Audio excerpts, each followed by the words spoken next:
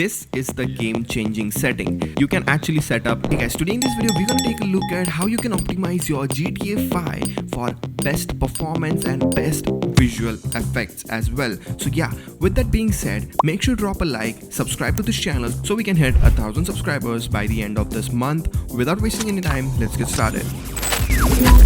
So guys, the first step that you'll need to do is go into your settings and then into graphics, and let's just get started right over here. This is the maximum amount of graphics that I have, that is 6 GB.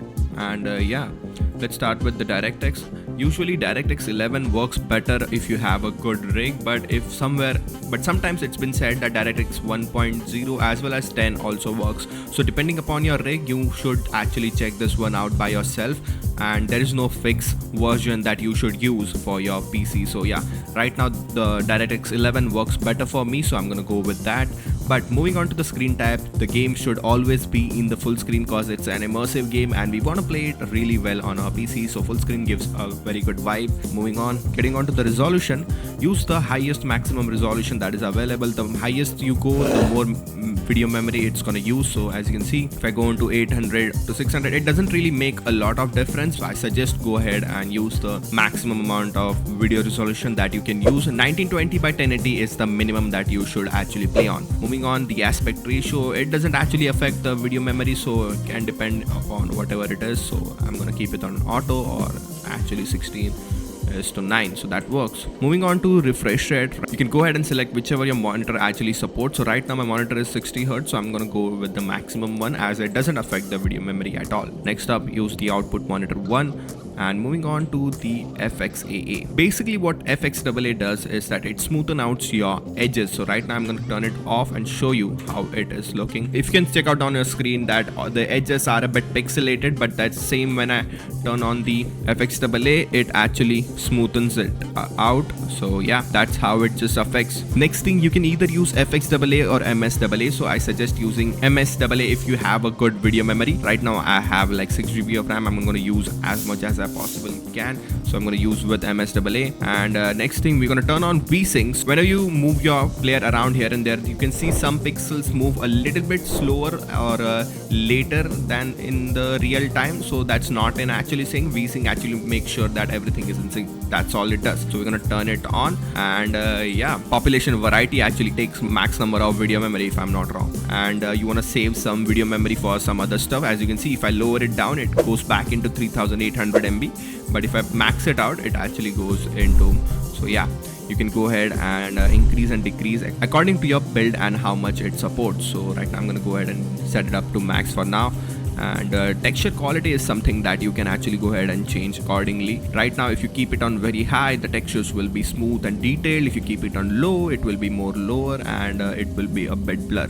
So I like it on very high, so I can keep it on very high. Same with the shader quality. So guys, shader quality doesn't really affect the performance that much, so we can just keep it on very high. Moving on to shadow quality, this is really amazing, guys. Shadow quality actually affects how your game is gonna look in the end. At the end of the day, if you have good shadows, your game looks damn immersive and you can have a very fun time playing it. But if your shadows are off, you can get a normal sort of vibe. So on your screen, you can see how each of this setting affect your gameplay. If you have a powerful GPU, I recommend setting it on very high, as it will help you get an immersive atmosphere around in GTA. Moving on to reflection quality, you get ultra, very high, high, and normal.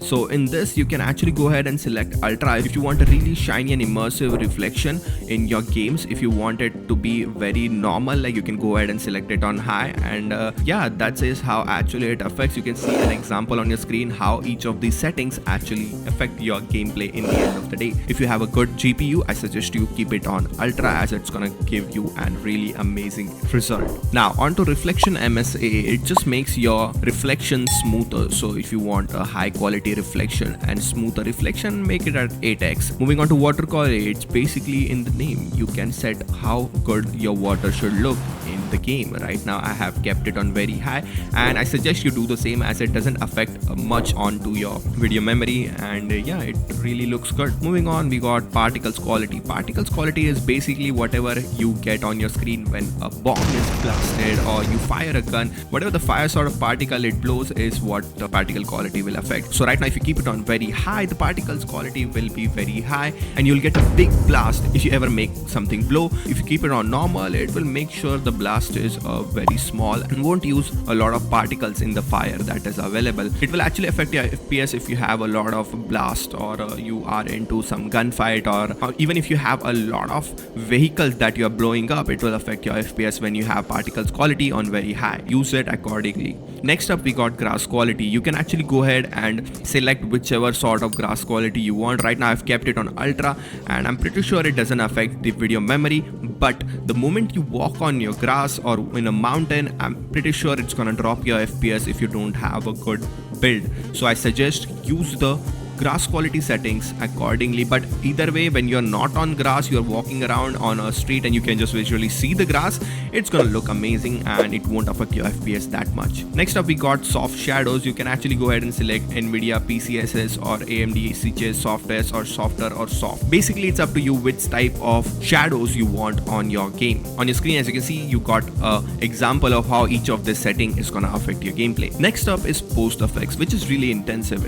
It actually affects the overall quality or overall effects of sun or anything that is available in the game, of how it will look in the atmosphere. Let me just go ahead and show it to you. As you can see, the sun that is available in the sky and how it is actually colliding with the hat, and it shows it has a bit of a cinematic look. It blurs out normally and even your hat gets a bit softer touch onto it the moment you have it on, but if you turn it off, it will be a bit sharper. And as you can see on the screen, the example is available that how normal and ultra is gonna affect your gameplay. So that's the difference. So you can choose accordingly. It's nothing that will affect your video RAM much, but yeah, I suggest you go ahead and check it out. Moving on, we got motion blur strength. It's basically you can focus on the things that are in front of you and the background is going to be blurred. That's all it's going to do, but I think it won't affect your video RAM much, so I suggest you keep it on max so it will give you an immersive and amazing look. It's basically if you want motion blur or not. Next up, we got anisotropic filtering. We're going to keep it on 16x. Next up is ambient collision. We're going to keep it on high if you have a good PC. If you don't have a good PC, you can keep it on normal or keep it on low. Next up is tessellation. Is basically gonna make your trees look better and it doesn't actually much affect your